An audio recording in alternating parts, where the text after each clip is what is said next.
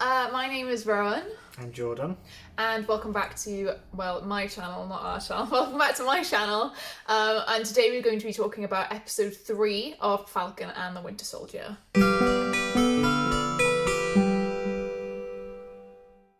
Okay, so this episode, I had a lot more fun. I really liked the setting. I liked Madripoor. I thought it was really good. I really liked Zemo. I liked all of the setting. It was just really, really good. It was much, much better than the other two. We're starting to get into the meat of the story now. And just a bit more about the villains in the story, like who is actually the villain and things like that. A bit more about that. But yeah, compared to the other two, I had a much better time watching this. Much more fun time watching this. I agree. This was a much easier episode to watch, I found, and it flowed, and there was no times where it really took me out of it from a bad joke or a iffy thing. There were one or two for me, one or two, but not as many as the others. Yeah. Like you said, the setting was really nice, and it's always good when they do go somewhere else other than the US for their settings, because most of them are set in the US. The US is boring. We've seen it enough. Yeah, who cares? So it is always nice when they go. Madripoor's in Indonesia, by the way. Okay. I did see. So it's good that they went to Indonesia. And you see, I don't know, you just see the MCU and that universe in a different country, and you see what they have going on there. They have this underground assassin, syndicate in cyberpunk Madripoor. type vibes. Yeah. It was really cool. I really enjoyed it. I find that this works a lot better because we now have it when there are a lot more players involved and there are a lot more side things going on. So you've got John Walker and Battlestar trying to track down the Flag Smashers themselves. You've got obviously Bucky, Sam and Zemo also doing the same thing. A good trio as well. Enjoying trio. them as a trio. The dynamic is really good. Then you've got Sharon Carter coming in as well and doing her own thing. And you've got the Flag Smashers also doing their own thing, who are a little bit more humanized this episode as well. And then obviously at the end you've got another player in it as well. But we'll get there. And this should have been done towards the end or start of the first of the second episode. End of first, start of second is when this should have been done to add to the intrigue, and it's now only just starting to really get interesting, and we're halfway through, hooking towards the next episode. I am now involved and interested in. I want to know what happens next episode because of those subtle things that they dropped this episode, which was lacking in the first two episodes. So from the top of the episode, where do we start out? So Bucky and Steve. R.I.P. Fuck's sake. So Bucky and Sam are in Berlin, and actually, John Walker and Battlestar are in Munich, and they are going into that place that we saw in the end of the episode 2 that helped the Flag Smashers, just civilian people who, put up board, B&B for the Flag Smashers. Yeah. John goes in with his shield, and they're like, what's going on? They're being very... Oh, no, sorry. The beginning is the advert. The GRC advert. GRC advert. Everything... You came back, and if you've come back from dusting, we'll take care of you. Blah, blah, blah. And then it flips to the parallel. Not Munich. The parallel. The opposite. The contrast. It flips to the other side, where John Walker and Battlestar then, who are part of the GRC and represent the GRC, come in all muscle and beating people up. You get that immediate contrast and sort of criticism of the government, and it's very subtly criticizing them and putting them in a certain light. So John is asking the guy, where's Carly? And John gets very aggressive. He's like, really... do you know who I am? Yeah. He's obviously going a bit with power. He gets super arrogant, and it's it kind of feels out of nowhere, because the end of last episode he said one arrogant thing and we were like, oh, okay. But it seems like they're just immediately going to switch him into being this arrogant dickhead, which is fine. It just didn't feel the same as when they first introduced him, and it didn't feel like a smooth transition into that. If he was lying at the beginning and covering up this kind of persona, it wasn't very obvious. It did seem quite genuine. But I think that's kind of the trajectory they're going for. It seems like with his character, they're starting out, he's just this guy, he just wants to do his job, and then he is actually this arrogant prick. Hoskins can speak German and he translates, and basically the guy's fuck you, I don't care, I don't care who you are, and stuff like that. And John, you can see in his face, he's like, fuck's sake, I have no respect as Captain America. And he probably thought that he would. Immediately, yeah, but you would assume. You're in Germany as this fake Captain America, they're not going to give a shit. Like, yeah, and if he's helping the Flag Smashers as well, he obviously isn't going to give a shit. Yeah, and you said even, like, that would never happen to Steve. No. Like, no one would ever disrespect Steve. Because the guy like that. spat on John Walker. And then we flip to Bucky and Sam, and they're, obviously, at the end of last episode, they went to see Zemo. And it's sort of like it's told in a little bit of a flashback, which is, well, it was a little bit disjointed for me, because for Bucky's, when he was like, I can't remember what he said, but he seemed too upbeat when he said a certain line where he was like, oh, but hypothetically, can I talk you through a hypothetical? And it was very out of character, I thought. Like, I understood what they were doing with it, and then I got into it and I enjoyed the sequence. But the beginning of that was very awkward. He's like, oh, blah, blah, blah. And it was just really weird. But I really liked the whole sequence of Zemo escaping the prison. It was amazing. And then Zemo shows up at where they are, where Sam and Bucky are, and Sam's like, what the fuck? Like, he basically freaks out and is like, you're going back to jail. And Bucky essentially convinces him to let Zemo help them. Yeah. They're flying to Madripoor on Zemo's plane, because they say, like, oh, where'd you get all this money? And he's like, well, I am a baron. I am rich. Zemo, he's a really good addition to the two, and I feel like mediates them both and the humour very well, because he's obviously more of he's like, the humour that they were doing together, Bucky and Sam, in this antagonising humour at each other, works when it's a villain doing it who's working together, because he's genuinely antagonising them, he genuinely doesn't like them and wants to poke at them. When, you know, he was talking about Winter Soldier and the book of names that he'd stolen from, like, it felt very natural, whereas when it was just between Bucky and Sam, it's like, well, aren't they actually friends? Like, they weren't close, but I'm sure they were friends, they were colleagues, like, they worked together, they were on the same side. It was a bit like disjointed when it was just between them, but with Zemo doing it, it's like a lot more natural, feels better. And it happens in this episode where in the heat of the moment they get angry with each other and they're shouting at each other, and that works because it's the heat of the moment, because they're like, well, what are you doing, and they're like in the middle of getting shot at. But when they're like walking down the street casually and they're having the same like antagonizing banter, it's like doesn't really work. But Zemo is a really, really good addition, and again, Daniel Kroll is really good as in the role. So they go to Madripoor. They walk just along a highway. I don't know how they got there, but it was literally like just the middle of a road, no paths, and then a car just came to pick them up. I don't know how they got to the middle of that road, where they got off the plane. Zemo's contacts in it. But it was very strange.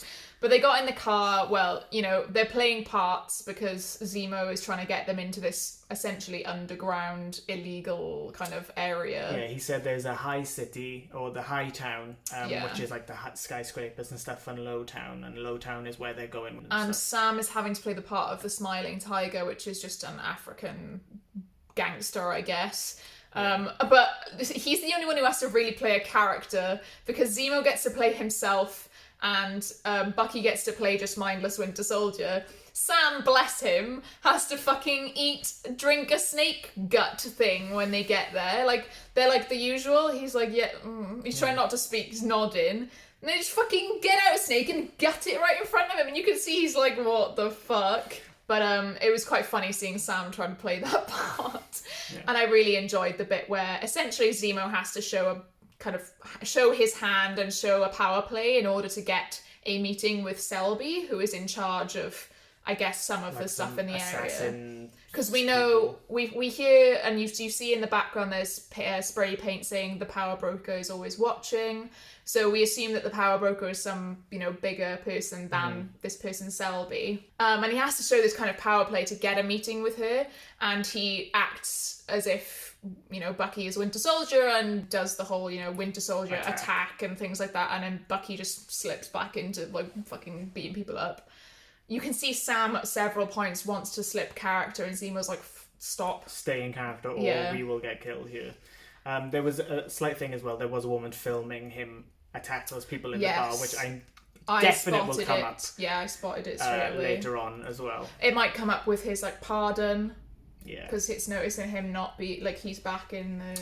John Walker will probably maybe try and use that. John Walker and Hoskins do as well. They go to Berlin, and they're like, oh, when were Sam and Bucky here? Were they here on the same day that Zemo escaped? And they were like, yeah. And it was like, well, they've obviously got something to do with it. And Walker Hoskins, says... yeah. Hoskins was like, surely not. Yeah. And Hoskins as well is trying to be like the neutral, lawful, trying to be like, you know, well, let's just do this the right way. And Walker's like, well, they're obviously getting places that we're not getting anywhere.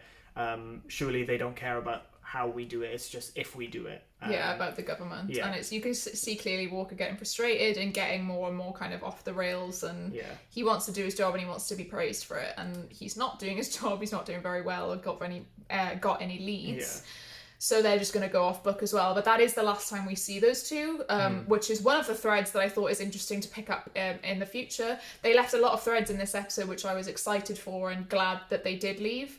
Like I said, in the previous 2 episodes, they weren't like interesting threads to be leading on to the next episode, but this episode there are quite a few, and that's one of them. Because it's like, what are they going to do next? Are they going to interfere? But it's like at the end of the second episode, it was like, okay, they're going to see Zemo, and that was it. Yeah. And at the end of this episode, it's like, what's this person going to do next? What's this person going to do next? When are we going to see this person next? What are they doing? And it's weaving things like that into the story, which it works because, you know, 40 minutes into the 4th episode, something will happen, and then a character will come back who we haven't seen like for half an hour or the entire episode, and you'll be like, oh yeah, okay, there they are again. It's similar happened in the 2nd episode with John Walker when he appeared on the helicopter and saved them. It's like, oh yeah, he's in this, and it's just nice to have other players around. In the episode, which is, funnily enough, in Madripoor, they get the meeting with Selby. I cannot remember it. I keep saying Celia Sybil is in my head for some reason. I don't know why. Celia. Selby. So they get the meeting with Selby, and she's like, oh, well, you're a bit arrogant coming here, but you're right. She gives them the name of this doctor who was manufacturing the serum. Unfortunately, Sam's fucking phone goes off. What an idiot, leaving his phone not on silent. And it's as soon as it started ringing, I was like, it's his sister. Yeah. And it was. Selby's like, answer it on speakerphone. And at first, it seems like he's getting away with it. And he's it was quite funny, actually. It's a good scene. The bank. I was laundering all that money, and I'm going to kill the banker. Like, we just need a loan for the boat. But then she shouts for her kid, and then she calls him Sam and ends the call. And Selby immediately is like, Who's Sam? Kill them. Yeah. But then someone shoots Selby, and I don't know who it is. It's got to be the power broker. I thought it was Sharon, but then Sharon a little bit later on when she comes in is like, oh, and now Selby's dead, so thanks, you fucked it up for me, like, kind of thing. Maybe it was someone who we see at the end of the episode because they were about to kill Zemo. Possibly, yeah. That makes sense to me. But maybe it was just we didn't see it properly. We might go back and look. But she just gets shot out of nowhere. Like, the person is out of shot. So I feel like it was Sharon, and maybe she was acting to their face, because later on, obviously, there is a thread where Sharon gets into a car and like, we have a problem. We have several problems. So they get the name of the doctor. They manage to get out because Sharon jumps in and helps them. And that's what, Sharon is back. There she is. She's in Madripoor because she's still on the run, essentially, in the US. From the US. She can't step foot in the US because she'll immediately be arrested. She is really pissy and really like bitchy to them, and it's quite funny. I never loved her as a character or anything. They didn't give her much, character development back in Winter Soldier and stuff, or didn't like when she kissed Cap. Gross. That's not her fault, I guess, as a character, but the way it was written, disgusting. So I'm hoping that they give her a bit more development in this, which obviously I'm liking the development so far. She seems very, girl boss. She's doing her own thing. Selling art. She's kind of doing quite well. Her apartment's really nice. It's not like the nicest of cities, but she's doing well for herself. Well, she has a place in Hightown, so she takes them to Hightown. Yeah. And she has this, she's like this art broker who's got this amazing apartment. And she's having a party for this art broker, so she's like, they're well connected, so I'll find out where this guy is, so just act natural. We get an amazing clip of Zemo dancing and them all at the party. It's fucking great. All of the scenes in like the party and when they first go down into the like low town is amazing. The vibes, like the lighting, it's just great. It's really, really good. I would rewatch those scenes themselves just to watch the like shots and stuff. It's so good. And the dynamic between Sam and Bucky, like, you know, from what we've seen in the other episodes, for us it doesn't work, but the Sharon, Zemo, Sam and Bucky dynamic definitely does work. 100%. I think, apart from I can get you a pardon, no, I can get you a pardon, okay, yes. I'm in. That dialogue, because you even picked up, you were like, it was weird because he was like, no, he was like, Sharon, we need your help, I can get you a pardon. Which to me sounds like a transaction. Yes. You give me something, I can get you a pardon. If you help us, I can get you a pardon. And she said, I don't take charity. And then she's like, I don't take charity. And then she also does some weird monologue about she's down bad. Yeah. And then immediately after, he's like, okay, how about a deal then? You help us and I'll give you a pardon. And she's like, okay. And it's like, you literally just said the same thing twice. Party goes on, they get information and they go to this dockyard where there's loads of shipping containers. They find the room and it's like got the secret panel at the back of a shipping container, and they go up and the doctor is there and you can see there's vials of all types of chemicals. Basically shit goes down. They're able to, you know, get some information out of him. Bucky is like, he shoots like this close to his head and he's like, oh fuck, okay. Yeah, he's not deaf or he's not hurting because he's not got any ringing in his ears. Immediately burst his eardrums. Yeah. But sure, okay. And the information that they get told basically is that Carly and the Flag Smashers stole the first 20 vials of the serum that he managed to make because the CIA actually funded him. They said they found blood from a test subject, and it cuts to Sam looking really pissed because Asaya, again, is just a test subject. He's not even mentioned. He manages to isolate it and make it, but not make it in like these big, you know, not containers, the buff like stuff. the staff. Yeah. Like just, he says, you know, really make it subtle. Subtle and optimized, yeah. he said. So he got dusted just before the CIA and he finished his work, and then 5 years later he comes back, but they've cancelled the project. So then the power broker funded him to finish it, and he did. But then the Flag Smashers stole the only 20 vials he made. That he made, yeah. Which we learned the Flag Smashers still have a few vials left as well. They didn't use them all. Yeah, we learned that later on because Carly is in front of some woman and the woman passes away. We have to assume it's her mother or something like that. Well, the name was different because it wasn't the Donnie same. Or something. Yeah, so I'm thinking Moy. that maybe she was like an orphan and she was like the orphan. Possibly, Yeah, you know. That's a very small part of it though. Just humanising them a little bit, I think. Yeah, and we do find out that Carly rang the doctor and asked for help for this woman because she had tuberculosis. Whilst this is all going on, Sharon's outside wrecking shit up. I'm assuming the power broker has some, or, you know, the doctor himself has money enough to, like, hire thugs and stuff to protect him. There's loads of thugs around with guns, knives, blah, blah, blah. Sharon fucks them all up, and it's really cool to watch. She looks amazing. I think a lot she's of one great. shots as well. A lot of really, really, really good action. And set one pieces. shot, like, continuously. Because that was probably one of the, not the complaints, but you see in the behind the scenes of the Winter Soldier when Steve and Bucky are fighting and they're doing this knife play. Like, they learned all of this stuff and all of these knife flips and stuff like that.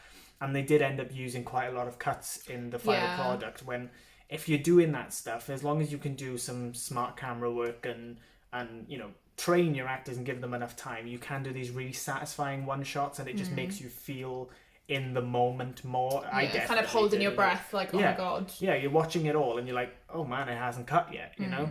The difference long takes can just do, you know, that's one of the people hail Daredevil in all of those scenes. They have a one shot in every scene, and the season 3 one is like 10 minutes long, and it is actually genuinely one shot, although there might be some hidden cuts, probably are, but still, they're long ass scenes, and it works. And action scenes should definitely start taking that approach. Obviously, you have to have cuts somewhere. I'm not saying don't, but for on-the-ground fight scenes where they are just doing like martial arts and punches and some knife throws that obviously have to be CG'd in, you can do it. You definitely can do it, and they should do it because it makes it great. Better. It definitely makes Adds it to the atmosphere. Yeah, and it gives stunt people a job as well, so why not? Yeah, true. So whilst they're getting the information out of the doctor, Zemo is kind of wandering around and you see him find a gun. My first assumption was that he was gonna try and just escape and get away. But we see that he just fucking straight up shoots the doctor. As soon as they've got all the information out of him, they shoot him. I kind of agree with him on this. Yeah. Like, I agree with his principles, and I agree with what other His information do they need to get out of him? Nothing really. No. Maybe Carly's phone number. They could nick his phone. I don't know. Well, they can't. But then obviously, one of the thugs RPGs the container that they're in, and it absolutely blows up. And obviously, there's a lot of gas containers and chemicals in there. So many chemicals. The hydrogen freezes over the Is it, or is it nitrogen? Liquid nitrogen, yeah. I think it's like that, and it freezes over the container as it blows up. And then obviously they have to get out because there's a lot more thugs around. You mentioned the bit where they're arguing. Yeah, so they come out of the container and Sam's like, oh no, Bucky says follow my lead, and Sam immediately just walks out and starts shooting. So they're all shooting and they're getting a bit, Bucky said I thought you said go left or something. And they're having an argument, and this is when it helps having other people, because Sharon is now really the time to do this, and it's like Sharon is the audience, whereas are you really having this argument now? But it's in their characters to do that, because they both want to be the lead, they both want to take that lead, and that is when it works. That is definitely when it works, and the argument isn't awkward or goes on too long. They're genuinely having an actual argument, and it probably helps that it was a bit indecipherable, because they were arguing over each other while gunshots were happening as well. And then Zemo dons his purple mask and kicks ass again, shoots this pipe, blows up, takes all these people, saves them, which I thought he was just gonna fuck off. I'm still waiting for him to just turn on them and just piss off at them. I assume they wouldn't want to play that card too early of him just trying to run away. No. And he still is on a mission to get rid of the rest of the super soldiers, I suppose, which makes me think surely he doesn't want Bucky to exist. They don't know how much of the serum they've used, if there's some left, so he wants to destroy any possibility. Yeah, I think Zemo's motives is more that there shouldn't be any iconic superheroes, whereas I don't think Bucky really wants to be that, so he has no real quarrel with Bucky anymore. Captain America, Iron Man, all these, icons and heroes people looked up to. Yeah, I get that. Zemo finds this really nice old car in a shipping container, so they drive off, and Sam's like, come back to the US with us, Sharon, even though you can't. And she was like, I can't. And then she went, get me my pardon. And then she runs away, pisses off. But she gets into a car and with someone's just got a car ready for her, and it's just this lady who opens the door for her, and she's like, we have several problems, or we've got a problem, and gets in. And that's another thread that I mentioned is interesting for next episode. I immediately went, she must be working for the power broker, because she seemed really, really, really pissed off, or what the hell have you done, when Zemo killed the doctor. So hopefully I would love to see Sharon be involved in that. I think that would be really cool. Oh yeah, they go to Latvia, which is where the Flag Smashers are. They steal a GRC's. They've got 6 months worth of supplies that they're just sitting on. Yeah. So the Flag Smashers steal it, and Carly blows up a car that probably kills a bunch of people in the GRC. Yeah, it's right next to the building, so it's obviously going to set fire to the building as well. And this guy, one of the guys who worked there, tied up and stuff, says he says something, at her, and she's like, we have to survive, you've got 6 months of this stuff sitting here and you didn't do anything, which at first I agreed with, and I was like, yeah, they're doing good stuff, distributing the supplies that people should have.